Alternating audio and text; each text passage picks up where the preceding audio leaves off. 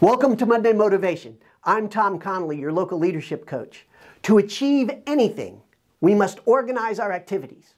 Most great coaches and authors in the personal development sector agree that it starts with internal values or character development, and then external actions or performance. Charles Hobbs called this establishing congruity, and I call it closing the values-performance gap. Others approach it from various directions and methods, but they all align the inner and the outer life, most with values, vision, mission, and purpose. With the direction, we can then consider the actions required.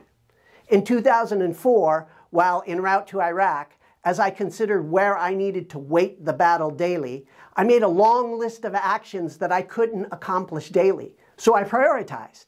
Yet the list remained long. I realized I could only accomplish about 7 things daily that required thought.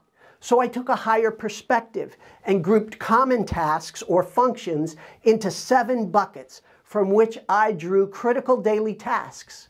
Some were critical daily, some weekly, some for a period, like for the first month when I walked the vehicle line of every platoon before a mission to ensure everyone understood their orders and had completed pre-combat checks and inspections.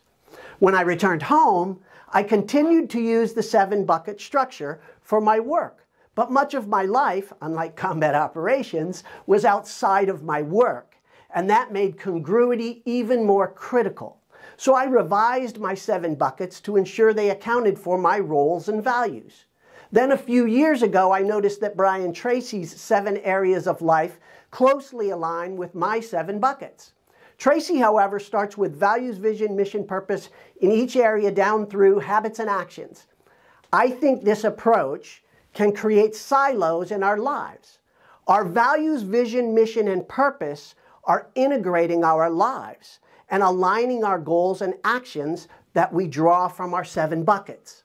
Whether you use the 3 buckets of spirit, mind, and body, or the spirit, mind, body, and work, or the one most important thing, or the 7 buckets, they should account for your roles and be guided by your highest values. So this week, take some time to consider your critical roles, functions, and highest values.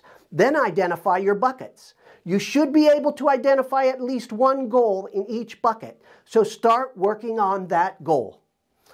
To become a better leader, or if you need help figuring out your buckets, sign up for my newsletter or set an appointment at the link below.